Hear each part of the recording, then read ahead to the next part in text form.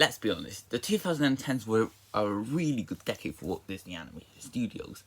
After struggling to find their own place in the realm of computer animation, they managed to make a great comeback in the 2010s with some of the best movies from the studio deal since the Renaissance on, and one of those films that was released in the middle of that was a 2016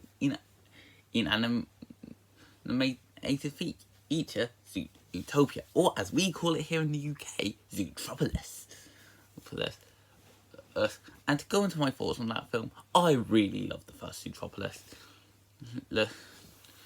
It had a fantastic story, amazing animation, unforgettable characters, some great voice acting, and I add a wonderful social commentary. This is one of those films that's a lot more mature than it might seem on the surface.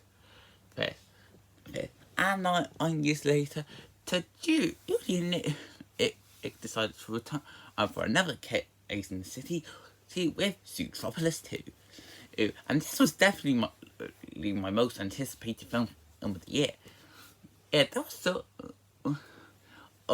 anything incredible, so I felt out for this, especially since I love the first film. And I know that many people have been, or that Disney has been in a bit of a rut with their animated film, but I don't know. I still think they've been good. I really like both Straight Angel Odin 1 and 2. And I personally think Ink Wish is a fantastic film.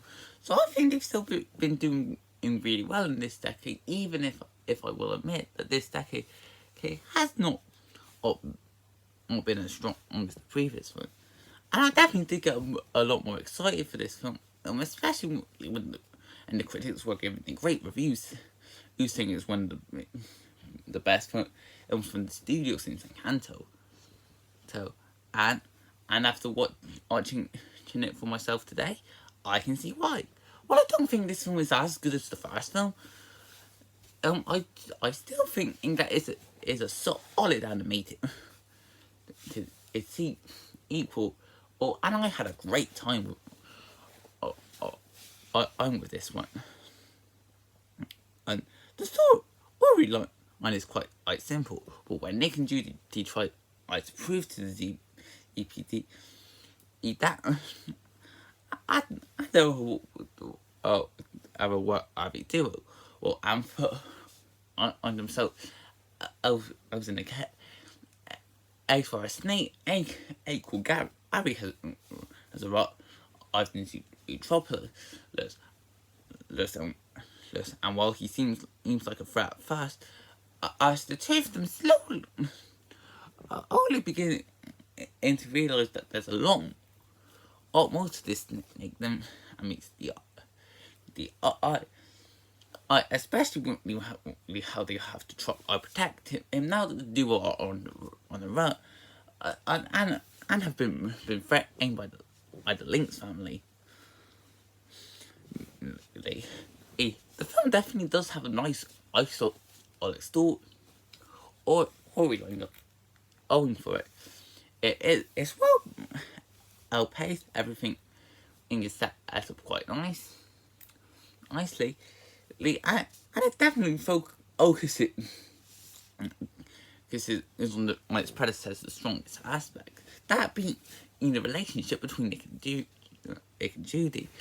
I like how the film acknowledges that both their personalities are different, and while they're still ill friends, and they do have their own differences that can be hard to get through, which can lead to certain conflicts. It's honestly leads to a great message that even though not all partners are going to get along, are going to have the differences, as long as they learn to accept other differences is it can lead to a sort of partnership. If the two were just as good in this film as they were in the last film. I also really liked the new character that was introduced in the film. Gary, his role wasn't as big as I was expecting from the trailers, but he was still a solid character. So, and I did like the history of how it and where the reptiles of Zootropolis is made, and as well as giving a bit of a backstory to how the city was found. It also helps that Kihi Kwan does deliver a great performances, Gary. The rest of the voice actors to Zelda and New do deliver fantastic performances, but I think Kwan was my favourite. How Gary was a lot more different to some of the other characters he would usually play.